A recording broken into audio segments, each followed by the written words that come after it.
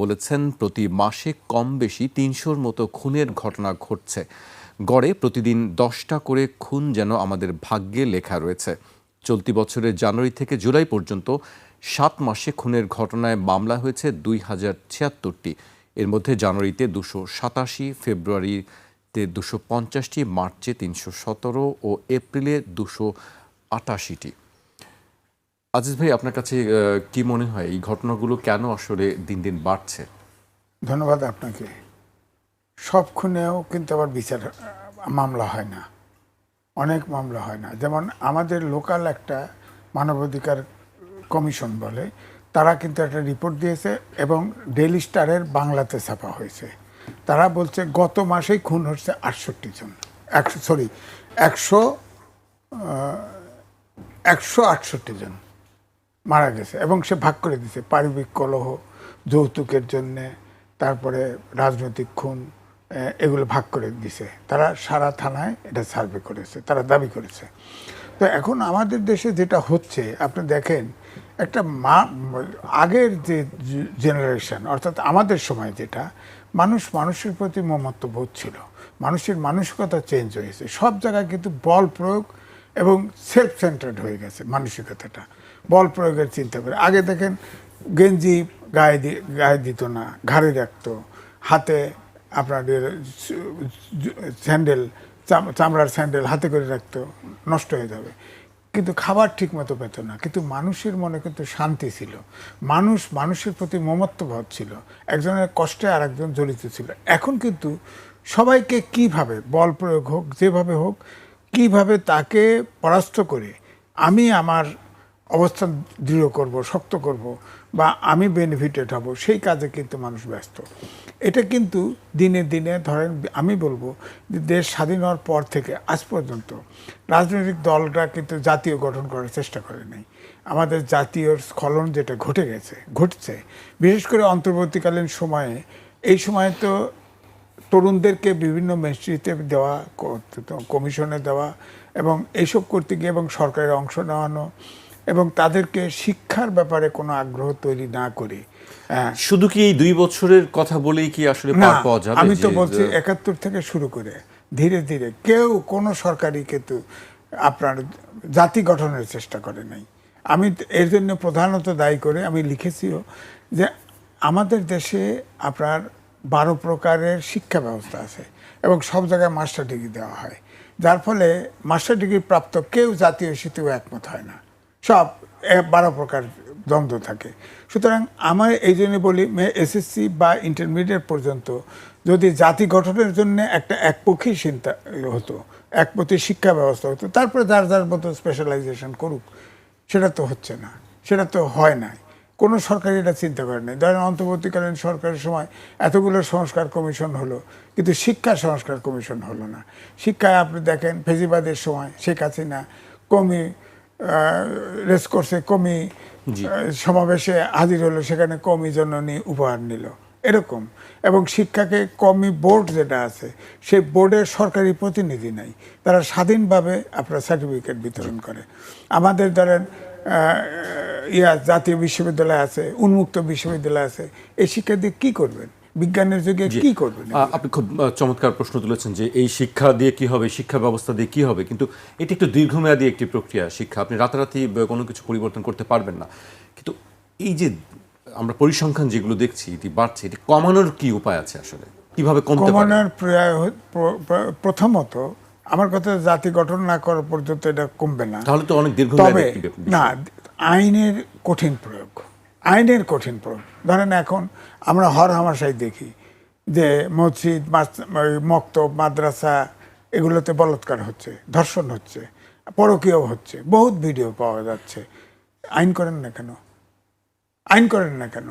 বেগম খালেদা জিয়া প্রধানমন্ত্রী ছিল, আমি বলেছি বহু জায়গায়, সেখানে অ্যাসিড মারা হতো মেয়েদের গায়ে, এটা মহামারী আকার ধারণ করছিল। আইন হলো ক্যাপিটাল পানিশমেন্ট, সর্বনিম্ন যাবজ্জীবন, আইন প্রয়োগ করলো, এখন অ্যাসিড নিক্ষেপ নাই। তাহলে এখন কি করা যেতে পারে? এখন হচ্ছে যে সামারি ট্রায়াল, এই যে রামেসা হত্যা হয়েছে না, আপনার লোয়ার কোর্টে রায় দিয়ে দিয়েছেন, এখন হাইকোর্টে অ্যাপিল চলতেছে, সুপ্রিম কোর্টে আবার যাবে এটা, তো বিচারটা হবে কতদিন হবে? আমি এই জন্য বলছিলাম, তখনই বলছিলাম, এই সব মামলা আপনার লোয়ার কোর্টে তো রায় হয়ে যাবে, আইনে তাকে সব সুযোগ দিতে হবে, কিন্তু হাইকোর্টে আলাদা একটা বেঞ্চ থাকতে হবে, সুপ্রিম কোর্টে আলাদা একটা বেঞ্চ থাকতে হবে, এবং তাদের সময় নির্ধারিত থাকবে। 7 দিন বাদে এই উকিল জ্বর হয়েছে, টাইম নেন, অমক নেন, তেমন করা যাবে না। একদম লাইক সামারি ট্রায়াল এরকম করে তাদের শাস্তি দিতে হবে, তাহলে না আর একজন খুন করতে নিরুৎসাহী হবে। এখন করছেন ইয়ে করবে, খালাস করে দিবে। জি, আমি আপনার কাছে আবারও আসবো। আমি সাইফ মুস্তাফিজের কাছে আসতে চাই। সাইফ মুস্তাফিজ, আমরা আজিজ ভাইয়ের বেশ কিছু কথা বলছিলেন যে কোন কোন কারণে আসলে এগুলি হচ্ছে। আমরা প্রতিবেদনে দেখেছি যে আরও কোন কোন কারণগুলো আসলে এই কারণগুলো হচ্ছে। রাজনৈতিক আধিপত্য, প্রভাব বিস্তার করা, একে প্রতিপক্ষকে ঘায়েল করার চেষ্টা, এই বিষয়গুলো উঠে এসেছে এবং অসহিষ্ণুতা মানুষের মধ্যে খুব বেশি পরিমাণে। আপনার কাছে কি মনে হয় আসলে মানে এই ঘটনাগুলো নিরাপত্তা পরিস্থিতি কেন খারাপ হচ্ছে? ধন্যবাদ আপনাকে। আমার বিজ্ঞ সমালোচক এবং যারা টিভি পর্দায় দেখছেন তাদেরকে শুভেচ্ছা জানাচ্ছি। দেখেন, এই ঘটনাগুলো যে আসলে ঘটছে সেটা তো অনেক কারণেই ঘটছে এবং আমরা তো দীর্ঘদিন ধরে আসলে আলোচনাই করে যাচ্ছি। ভাই অনেকগুলো বিষয় উল্লেখ করলেন, কিন্তু এটার কোনো সমাধান বা সূরা আমরা দেখতে পাচ্ছি না। আমরা বিএনপির 180 দিনের যে সরকার, সেখানে আমরা দেখতে পেলাম কিছু নতুন মন্ত্রিসভায় রদবদল, কিছু নতুন মন্ত্রী যুক্ত করা হলো। আমরা দেখলাম যে তথ্য মন্ত্রণালয়ের ক্ষেত্রে জহিরুদ্দিন স্বপন সাহেবকে সরিয়ে আন্দাল বিন রহমান পার্থ সাহেবকে দেওয়া হলো।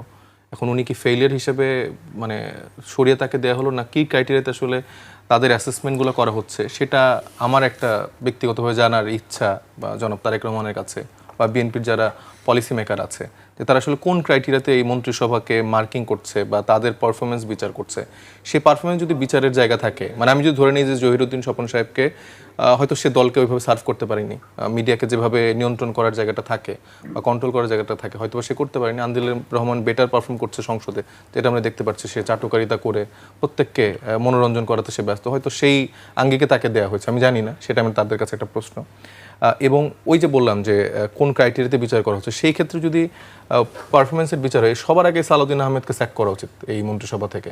আর তার মতো ব্যর্থ স্বরাষ্ট্রমন্ত্রী বাংলাদেশের ইতিহাসে মানে কবে এসছে আমি জানি না। কারণ একটা বৈধ একটা নির্বাচনের মধ্য দিয়ে যখন একটা সরকার ব্যবস্থা এতদিন পর হয়েছে, যেটাকে বাংলাদেশের সকল মানুষ ম্যান্ডেট দিয়েছে এবং সর্বজন গৃহীত একটা ম্যান্ডেটের জায়গা থেকে আমরা সবাই অ্যাড্রেস করছি, সেখানকার মতো একটা জায়গায় যখন তিনি দায়িত্ব নিয়েছেন, আপনি নিজে আজকে বিবিসির বরাদ্দে একটা নিউজের রিপোর্টের কথা বললেন যে গড়ে 10 জনের মৃত্যু হচ্ছে।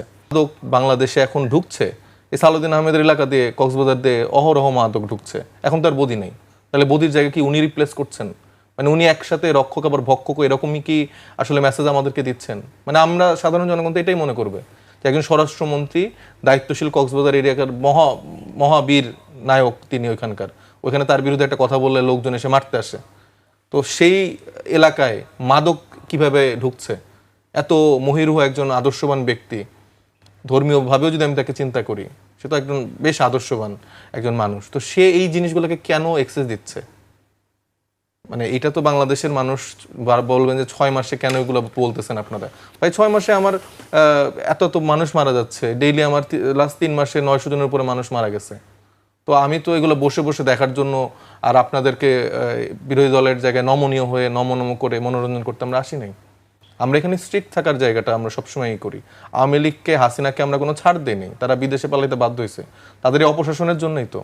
ভাই বলল যে কেন এটা প্রতিষ্ঠিত হচ্ছে না, কারণ বাংলাদেশে সুশাসন নাই। প্রধানমন্ত্রী নিজে খুবই বড় গলায় বলল যে রামিসা হত্যার সে বিচার একদম কার্যকর করবে 30 কার্যদিবসের মধ্যে। এরকম আজকে কত কার্যদিবস চলে গেছে, কই? আপনি যখন সোসাইটিতে কোনো একটা হত্যার বিচার নিশ্চিত না করতে পারেন, কোনো একটা এরকম সিগনিফিক্যান্ট কোনো জায়গা তৈরি করে না দিতে পারেন যে দেখেন এটা হইলে এটা হয়। আপনি যে অ্যাসিডের যে ঘটনাটা বললো, হ্যাঁ ওইটা ওই সময় এটা আসলে থামছিল, কারণ আপনি সে সময় দেখাইতে পারছেন যে এটা এরকম একটা ন্যাক্কারজনক ঘটনা ঘটাইলে তার এরকম মানে দৃঢ় একটা শাস্তির মধ্যে দিয়ে তার যেতে হবে, তার সর্বোচ্চ শাস্তি নিশ্চিত করা হবে রাষ্ট্রের পক্ষ থেকে। কিন্তু সে যখন পার পেয়ে যাচ্ছে, প্রতিনিয়ত আপনি খুন করলে, তারপরে আপনি বিভিন্নভাবে রাজনৈতিক হামলা করলে আপনাকে বিএনপি পুরস্কৃত করছে, তখন তো এই ঘটনাগুলো সোসাইটিতে থামবে না। আবার আপনি বলছেন যে বিচার বিভাগের এত জটিলতা, বিচার বিভাগের জন্য তো অনেকগুলো সংস্কার প্রস্তাব করা হয়েছিল, বিচার বিভাগ পৃথকীকরণের জায়গাগুলো আপনার উড়াই দিলেন কেন? এটা তো বিএনপি সরকার নিজ হাতে করছে। মানে কিসের জন্য করছে তারা? এই যে এই পুরানো রাজনৈতিক বন্দোবস্তকে টিকায় রাখার জন্য। এই আমলাতান্ত্রিক জটিলতা বলেন, এই আইন আদালতের জায়গাগুলোতে যে জটিলতাগুলো তৈরি করে রাখা হয়েছে, এগুলো তো তাদের এই সুবিধার জন্য। তাদের রাজনৈতিক নেতারা মারামারি করবে, গুম খুন করবে, তাদের দলের স্বার্থে তারা মানে তাদের সংবিধানকে তারা তাদের মতো করে ব্যবহার করতে পারবে।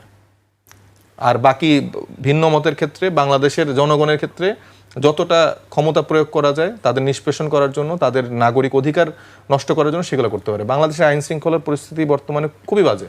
কোন একটা নারী রাত 10টার পরে বা রাত 8টা 9টার পরে সে একা একা সেফটির সাথে মানে হেঁটে বাসায় যেতে পারবে কিনা আপনি কাউকে জিজ্ঞেস করেন তো।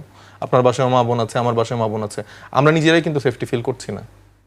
তো এইরকম একটা পরিস্থিতি বাংলাদেশে এখন বিরাজ করছে, যেখানে একটা নির্বাচিত একটা সরকার এখন আছে, এবং বাংলাদেশের ইতিহাসে নাকি সব থেকে ক্যালিভারওয়ালা মন্ত্রী সালাউদ্দিন আহমেদ, আমি যতটুকু বুঝি ওনারা এরকম করে বলে, বিরোধী দলের কেউ নাকি ওনার একজনের সাথে পারে না। তো ওনার চাপাবাজের সাথে তো আমরা আসলে পারবো না।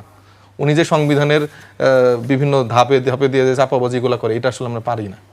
আমরা বাংলাদেশের সাধারণ মানুষের সহজ কথাগুলো বলার চেষ্টা করি, তাদের দুঃখ দুর্দশা, আক্ষেপ, তাদের যন্ত্রণা, এগুলা নিয়ে আসলে আমরা বাংলাদেশের মানুষের কাছে যাই, তাদেরটা শুনি এবং সেটা সমাধান করার জন্য রাজনীতি করছি। তার মতো চাপাবাজি করে স্বরাষ্ট্রমন্ত্রী হয়ে ছেলেকে বিভিন্ন টেন্ডার দিয়ে এই লুটপাটের রাজনীতি করতে আমরা আসলে আসিনি। অনীত বিলম্বে তাকে আসলে বাংলাদেশ থেকে তারেক রহমান যেভাবে ওই জহিরুদ্দিন স্বপনকে সরায় পার্থ ওনাকে দিছে, এই সালাউদ্দিন আহমেদকে স্যাক করা দরকার। স্যাক করে দিয়ে তাকে এই জায়গায় একটা আসলে গুরুত্বপূর্ণ, যে আসলে এই মন্ত্রণালয়কে সামলাতে পারবে, যার আসলে অন্য কোনো বিষয়ে ইন্টারেস্ট নেই, সে দেশের নিরাপত্তা এই ব্যাপারগুলো দেখবে, তাকে আসলে বাংলাদেশে এখন দ্রুত নিয়োগ দেওয়া উচিত। উনি ব্যর্থ, এখানে আর কোনো যদি কিন্তু নাই। আপনার কাছে আমি আবারও আসবো। আমি আজিজ ভাইয়ের কাছে আসতে চাই। আজিজ ভাই, তথ্যমন্ত্রীর বিষয়ে বেশ কয়েকবার কথা বলছিলেন সাইফ মোস্তাফিজ। আজকে তিনি ব্রিফিং করেছেন, আজকে প্রথমবারের মতন যে সাপ্তাহিক ব্রিফ থাকে সেখানে তিনি উপস্থিত ছিলেন। বেশ কয়েকটি বিষয় নিয়ে তিনি কথা বলেছেন। আমি তথ্যমন্ত্রীর বেশ কয়েকটি সেই বক্তব্যগুলো উল্লেখ করতে চাই।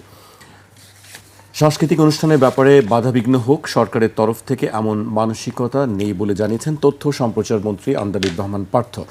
আর প্রধানমন্ত্রীর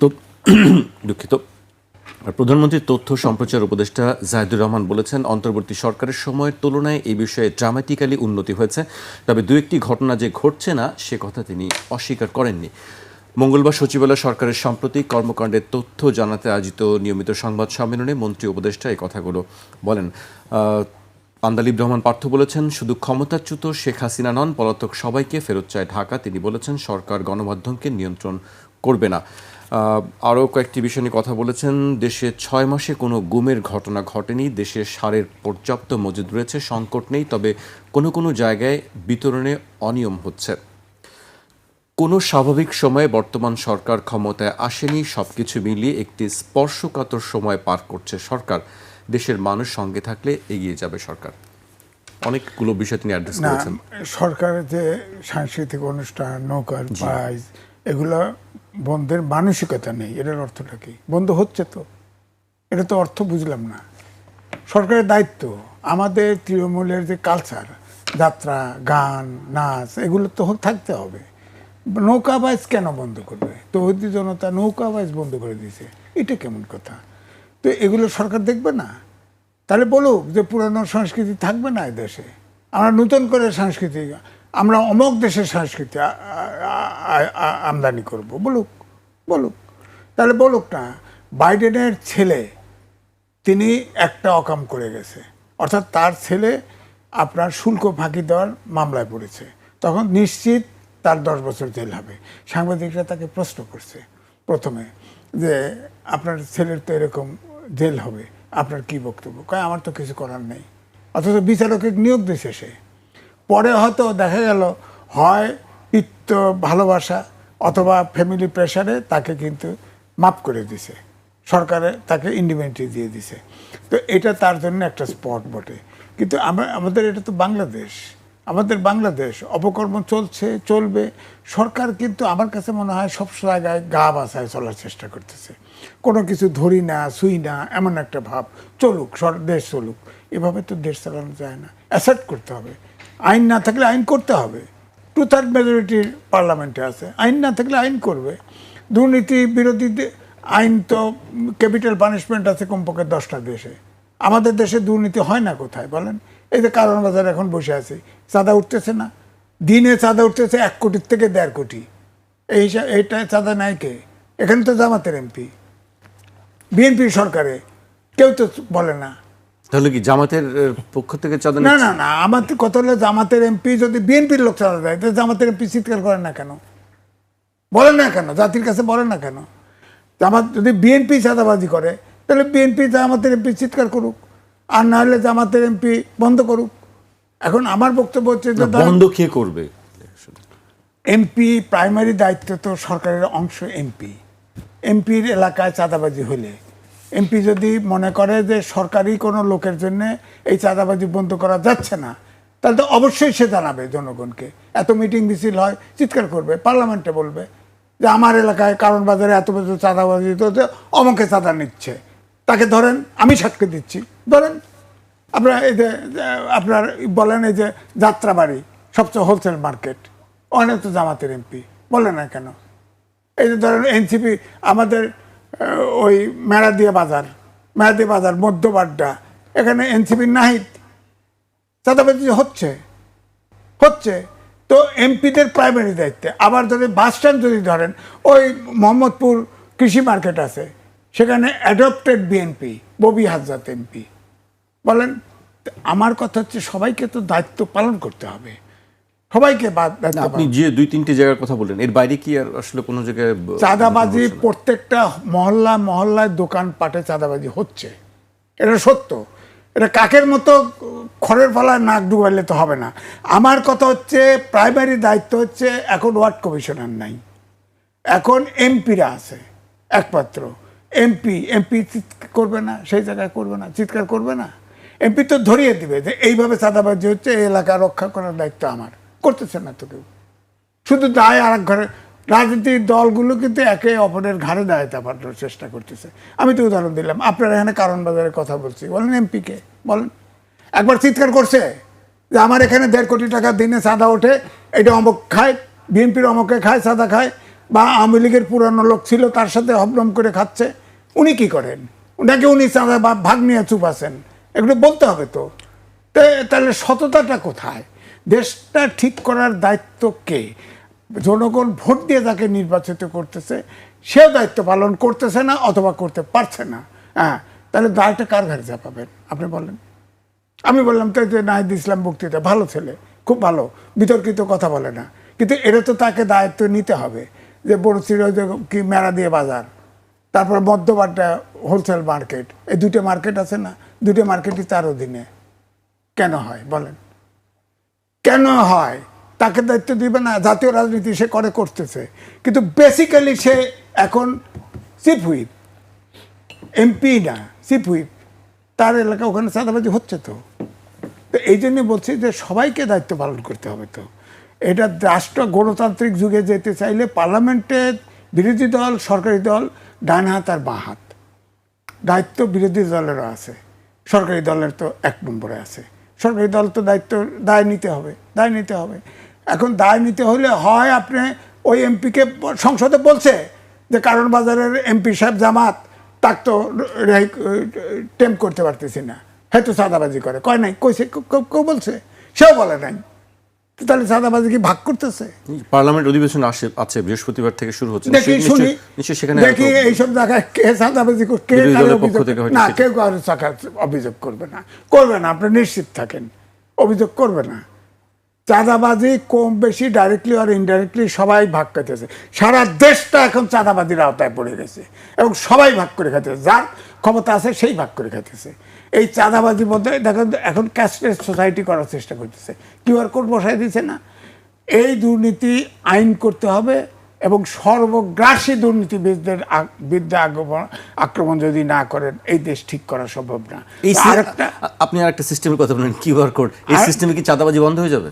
না, কিউআর কোড আসলে আলটিমেটলি ক্যাশলেস সোসাইটি, তাতে কি বন্ধ হয়ে যাবে?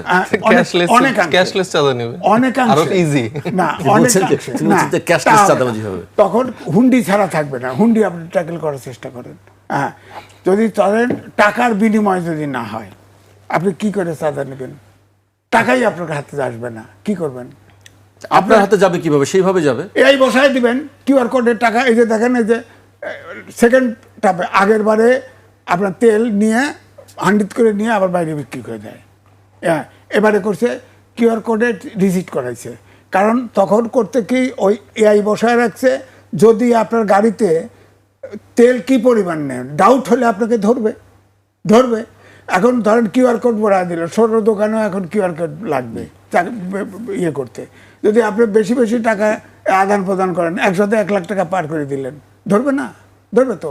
আপনি যদি আর্মি এক জেনারেলের অফিসে যান দেখা করতে, আপনাকে ঢুকতে প্রথমে করবে আপনি মোবাইলটা এখানে রাখেন, একটা ট্রের উপরে রাখতে দেয়, তার মানে মোবাইল থেকে সব নিয়ে গেল। আপনি কি মিসক্রিয়েন্ট না ভালো মানুষ সব পাওয়া। তো এই জন্য আমি বলছি যে আলটিমেটলি ধরেন এই যে আপনার এখানে আসার পরে আপনার ট্রাফিক সিগন্যালে এআই বসায় দিছে, এখন দেখেন এত জ্যাম তারপরেও কিন্তু ব্রেক করে না, ওইটা ডরে, কারণ অটো ফাইন হবে।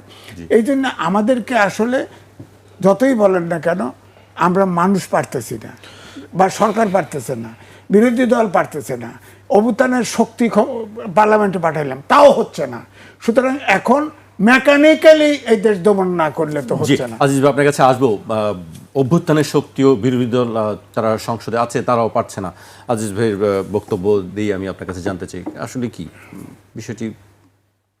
আমি একটা প্রথম ইস্যুটা অ্যাড্রেস করতে চাই, যেটা হচ্ছে যে নৌকা বাইচ বা আমাদের কালচারাল যে সাইডটা। 2 দিন আগেই আমাদের যিনি প্রিয় স্বরাষ্ট্রমন্ত্রী আছেন সালাউদ্দিন আহমেদ, ওনাকে সাংবাদিকরা প্রশ্ন করেছিলেন। তো এই বিষয়টা নিয়ে উনি খুব একটু বিরক্তির ভঙ্গিতেই বলেছিলেন যে এই বিষয়টা আলাদা, ব্রাহ্মণবাড়িয়াতে এই গান বাজনা সিনেমা এটা অনেকটা নিষিদ্ধের মতো, তো এটাকে সে আলাদাভাবে ট্রিট করছে এবং কাইন্ড অফ একটা বৈধতা দিয়ে দিচ্ছে যে এখানে এই জিনিসগুলো ঘটতেই পারে এবং এই ব্যাপারে আসলে সরকারের খুব বেশি কিছু করার নেই। তো এইটা আসলে একটা গুরুত্বপূর্ণ একজন দায়িত্বশীল মন্ত্রীর থেকে এরকম স্টেটমেন্ট বা এরকম অ্যাকশন তো বাংলাদেশের মানুষ দেখতে চায় না। দেখেন, আমাদের দেশে ভিন্ন মত, বিভিন্ন রকম সাংস্কৃতিক জায়গা থেকে অনেকে আছে খুব ধর্মভীরু মানুষ, যারা গান বাজনা সিনেমা পছন্দ নাই করতে পারেন, কিন্তু যেই মানুষগুলো পছন্দ করেন তাদের জায়গাটাও, সেও তো বাংলাদেশের নাগরিক, তাদের রাইটটাও তো আমাদেরকে নিশ্চিত করতে হবে। এক হচ্ছে যে আমাকে কোনো রকম প্রবলেম না ক্রিয়েট করে যে যার ধর্ম পালন করা থেকে শুরু করে যে যার সাংস্কৃতিক কার্যক্রম অবশ্যই বাংলাদেশে এটা নিশ্চিত করতে হবে, এটা রাষ্ট্রের দায়িত্ব, এটা আমাদের সকলের দায়িত্ব। এবং নৌকা বাইচের মতো বাংলাদেশের এই আদি ঐতিহ্যের মতো এরকম সাংস্কৃতিক জায়গাগুলো কেন বন্ধ করা হবে বা কেন আসলে বাধা দেওয়া হবে, এটা আমার একটা কোশ্চেনের বিষয়। এটাতে আসলে কিভাবে আমাদের কোনো ধর্মীয় অনুশাসন নষ্ট হচ্ছে। আমি একজন প্র্যাকটিসিং মুসলিম, আমি